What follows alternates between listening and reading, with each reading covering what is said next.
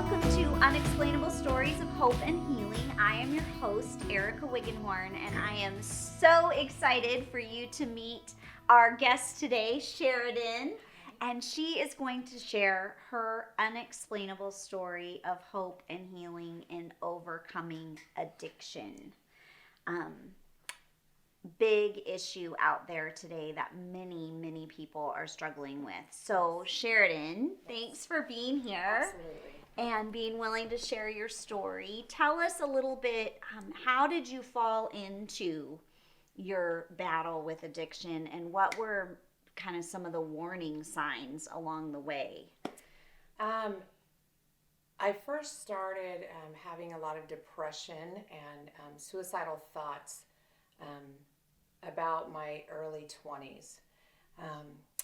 And then after playing college soccer and having a lot of injuries, a lot of surgeries, I ended up getting on prescription pain medication. I had a trauma accident in Hawaii 9 years ago and had, many surgeries for that, and was on long-term pain medication. I realized though, and I knew while it was happening, that the pain pills were not just only helping out my physical pain, but they were definitely feeding my emotional pain. Running out of them early was a big warning sign, obviously, and not telling anybody about it, hiding it. With my battles of depression and suicidal thoughts, in a marriage that was struggling, I was just paralyzed by fear. I was scared to be alone. I was scared that he would reject me. I was scared of failing. That was never a part of my plan, to have a divorce and to, have a broken marriage. So I began feeding my emotional pain and my depression, and they made me happy, but it was a total false happy. Just trying to fill a void that was never ending. I then turned to, after getting a divorce and being off the pain pills, getting a divorce, feeling very, very rejected, very scared to be alone now. I don't know how to do this. And I found meth and heroin and started using those illegally for 2 years.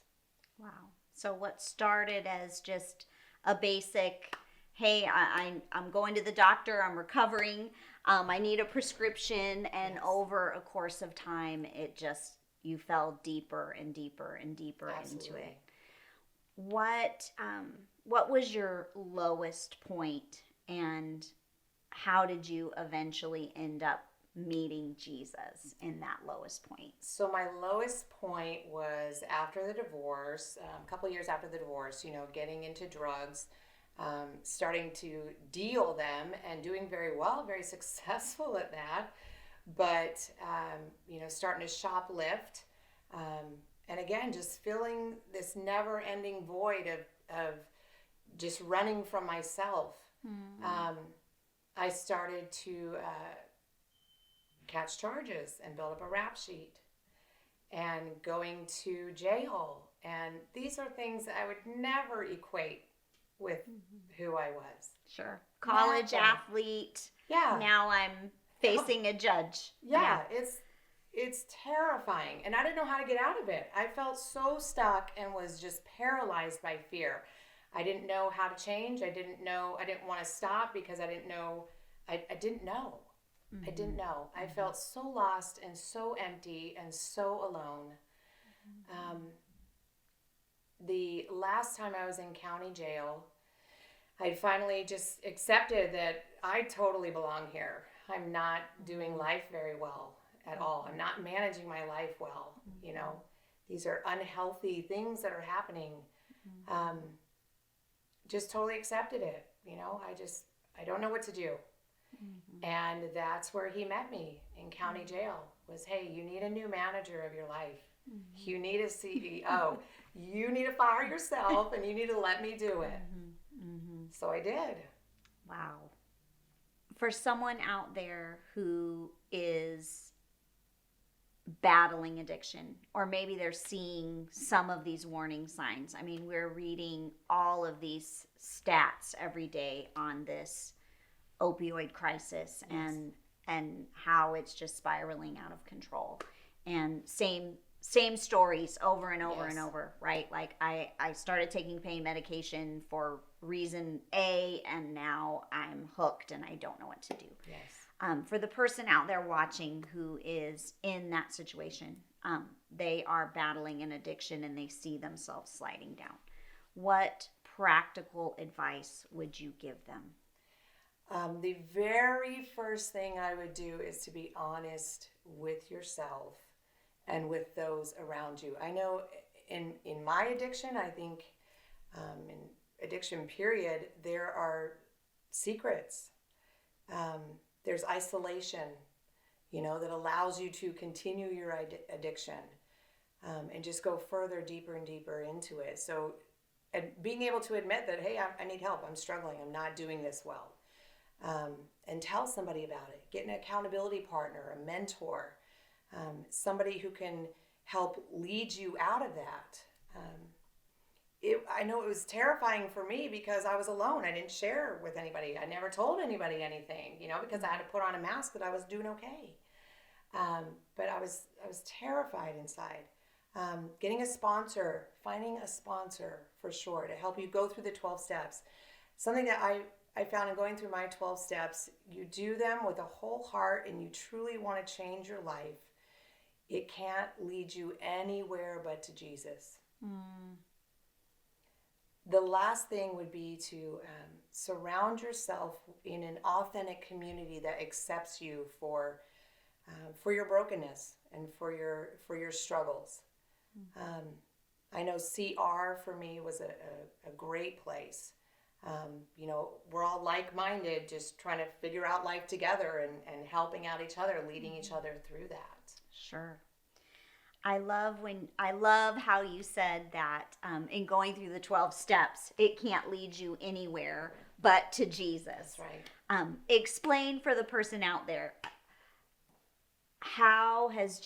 what role has Jesus played in your recovery?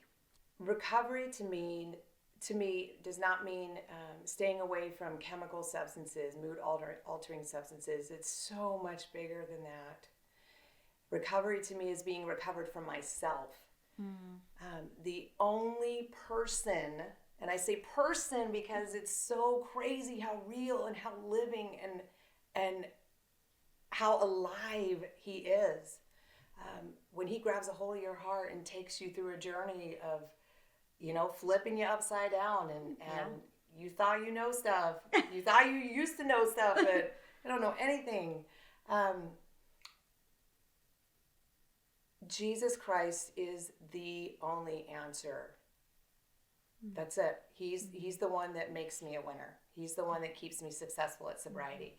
But it's not about sobriety. It's so much bigger than that. Sure. So much bigger than that. So it's really what I hear you saying. Now tell me if I'm hearing this correctly. What I hear you saying is recovery is not something that I can ever just decide I want to do on my own. Right. True recovery comes from a place of saying, Jesus, I need you. I need you in my life to do this for me. Absolutely. Because I don't have what it takes. Total dependence and reliance. Right. And that's really the gospel story for all of us, Absolutely. right? Is saying I can't save myself Absolutely. from whatever. Yes. I can't save myself from fear. I can't save myself from lying. I can't Yes. save myself from insecurity. I can't save myself from drugs. Absolutely. I need Jesus, right? Absolutely. That's what all of us are saying who are Christ followers, Absolutely. essentially. For people out there watching, maybe somebody's watching and they are currently living with or they love someone dearly who is struggling with addiction. What advice would you give them or hope would you give them as they're watching their loved one fight this battle? Oh gosh, great question. It's so hard to watch somebody that you love get caught up in their brokenness. For me, and what my family did was they had to draw boundaries. they can enable me. I had to finally come to the end of myself before I found Christ, before I found Jesus.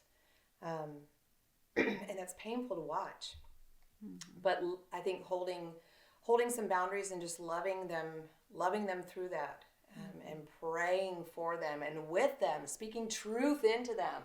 Because a lot of times when you're wrapped up in your own addiction, I know for me, you're just believing your lies. You're just twirling in here, just a bunch of lies. That I'm you're fine. Just, Everything's just gonna living be out, okay. Yeah. totally, or numbing up so much that you're trying to quiet all those voices. Sure. And for me, being able to have truth spoken into me and me reading it was huge. Was huge. And that's a lot of what you were talking about earlier when you were saying be a part of an authentic community. Yes. So tell us, as fellow Christ followers, as the church at large, how can we be that authentic community for somebody who's struggling with addiction? What can we do, or what should we not do to encourage them in their recovery and in following Jesus? What tips would you give us? I think first is knowing that it is okay to struggle. It is okay to struggle. None of us have it figured out. Being able to love them and accept them and meet them right where they're at, accepting them and loving them for who they are right there, and running to Jesus with them, bringing them to Jesus, bringing them to the true transformer, the true healer. Yeah, I love that. I love that. Because bringing them to you isn't going to do anything. Right. We can't save anybody. No, we're not that cool. I'm not that cool. We got to bring them to the one who can. That's I love that. I love that. Thank you so much for being here, Sheridan, and being brave and sharing your story with us. And I sure hope you were encouraged. I know I was, in just hearing that wherever you're at, in whether the beginning stages of addiction or at your lowest point, there's hope and healing in Jesus. Absolutely. And turning to Him. Tomorrow is a new day. Yes. So thank you. You're welcome. Thank you so much for joining us today and listening to Sheridan's story on Unexplainable Stories of Hope and Healing in Overcoming Addiction. I sure hope that you were encouraged today. I know I was. And if you are battling addiction, we have some resources right here on our page to offer you some safe places to go and some help, and also more information about this unexplainable Jesus that Sheridan mentioned today on our website at ericawiggenhorn.com. If you were encouraged by this today, or you know someone battling addiction or walking alongside someone who is, we sure hope you would like, comment, subscribe, to share this with anyone who can be encouraged by it. And of course, we would love to hear your own story, and certainly to be able to pray for you. So check out our website, share this with whomever you feel it will benefit.